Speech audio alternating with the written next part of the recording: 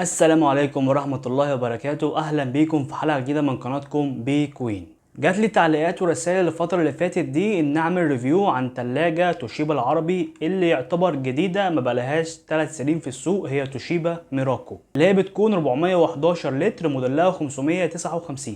وفعلا بحثت في الموضوع ما لقيتش إن في ناس كتيرة بتتكلم عن عيوب التلاجة دي. ده بسبب ان التلاجة لسه بتكون جديدة وفي منها مخاوف، خصوصا انها بتكون ضمان شركة ميراكو مش توشيبا العربي. فاحنا في حلقة النهاردة هنتكلم معاكم عن مميزات وعيوب التلاجة دي، وهقول لكم هل ضمان ميراكو كويس ولا لا، وهقول لكم تجارب الناس اللي استخدموا التلاجة بالفعل وايه هي العيوب اللي ظهرت معاهم فيما بعد. فلو اول مره تشوفنا عايز تشترك في القناه وفعل زر الجرس يوصلك كل حاجه جديده. احنا قناه مهتمه بمعلومات الاجهزه المنزليه، فلو حد عايز ياخد اي فكره عن اي منتج قبل ما ينزل يشتريه يتواصل معانا في التعليقات او من خلال صفحتنا اللي موجوده في صندوق الوصف عن طريق الفيسبوك.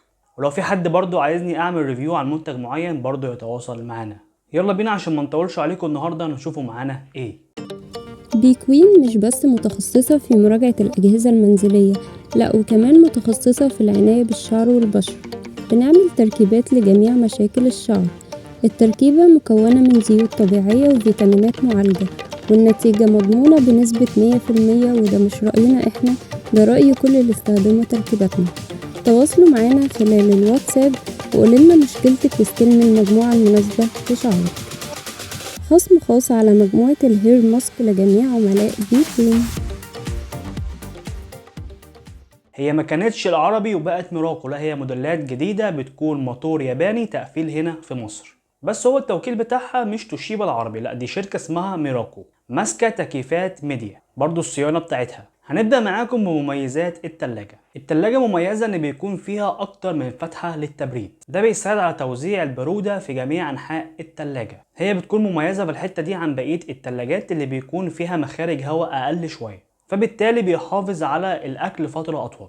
طبعا التلاجة بتكون انفرتر موفرة للكهرباء، مش بس الكباس بتاعها بيكون انفرتر بل بيكون فيه مروحة انفرتر. المروحة دي بتزود او بتقلل درجة توزيع البرودة على حسب الطعام اللي موجود في التلاجة. يعني لو طعام كتير في التلاجة فالبرودة بتزيد، لو الطعام قليل فبرضه بتقل. ده بيساعد مع الانفرتر الموجود في الكباس انه يوفر في الكهرباء بنسبة 17% اضافية. مروحة التبريد بيكون فيها 4 مستويات للتبريد زي ما اتكلمنا، ده بيكون على حسب الاكل اللي موجود في التلاجة. طبعا الموضوع ده بيتم بشكل تلقائي.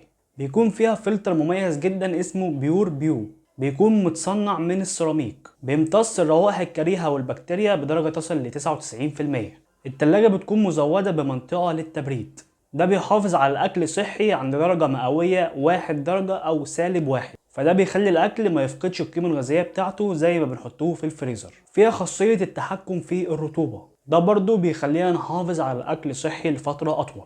نظام التحكم في درجة الحرارة بيكون عن طريق مفتاح واحد سهل جدا في الاستخدام. التلاجة بتكون واسعة من جوه وعميقة شوية، برضو بتكون مزودة بإضاءة ليد لمبتين و3 لمبات طبعا على حسب استخدام حضراتكم. زي ما اتكلمنا التلاجة مش بتكون مستوردة، الموتور بيكون ياباني بتتقفل هنا في مصر، بس تقفيلها ممتاز جدا. بالنسبة لتوكيل شركة مراكو فالناس بتكون مقلقة منه، هو لا توكيل ممتاز جدا ولحد دلوقتي مفيش منه أي عيوب. ولو حد عنده تجربة مع شركة مراكو يقولها لنا في التعليقات بحيث كلنا نستفيد. كمان الديب فريزر بيكون فيه أكتر من مخرج للهواء.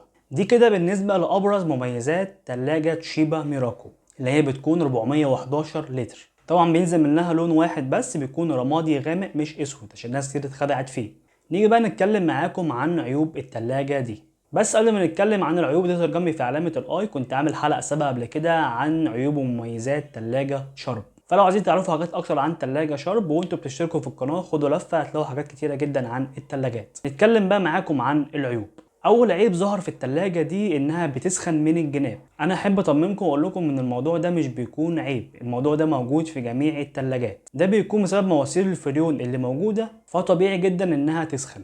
طيب حد هيقول لي ان التلاجة بتسخن بزيادة، فممكن بيكون بسبب التهوية. حاول تغير مكان التلاجة وتخليها بعيدة شوية عن الحيطة. عيب تاني برضو ظهر ان التلاجة بتجمد الاكل بزيادة سواء التلاجة تحت او الديب فريزر. وشكوى تانية جت برضو ان التلاجة تجميدها وحش جدا. الموضوع ده سببه الاساسي فتحات توزيع الهواء، ممكن تكونوا حاطين اكل زيادة مغطي على فتحات التهوية، فده بيأثر بالسلب على الاكل، تحسوا ان التبريد ضعيف. فحاولوا توزعوا الاكل بشكل مناسب في التلاجة والديب فريزر. شكوى تاني جت برضو لاستخدام التلاجة فترة طويلة ومع تقليل درجة الحرارة، فده بيأثر على نظام التبريد بتاعها. يعني حاولوا على قد ما تقدروا تظبطوا درجة الحرارة في المتوسط. عيب تاني برضو ان الدائرة الكهربائية للتلاجة مش بتكون احسن حاجة، يعني مع انقطاع الكهرباء المتكرر ده ممكن يأثر على التلاجة. فلو الكهرباء مش مستقرة في المكان اللي انتوا قاعدين فيه بلاش تلاجة ميراكو. ده كده ابرز العيوب اللي موجودة في التلاجة دي. انا حاولت اتكلم عنها على قد ما اقدر واقول لكم الحلول بتاعتها. بشكل عام التلاجة كويسة والتوكيل بتاعها ما تقلقوش منه، ولو في اي مشكلة ظهرت انا هطلع اتكلم عنها واقول لكم ايه الحلول وايه العيب. يا رب تكونوا استفدتوا من الحلقة دي، ولو في حد عايز يسألني عن سعر التلاجة يقول لنا في التعليقات لان الاسعار كل يوم بتتغير. وبرضه لو في حد عنده اي سؤال يتواصل معانا على طول. واشوفكم في الحلقات الجاية كتيرة، والسلام عليكم ورحمة الله وبركاته.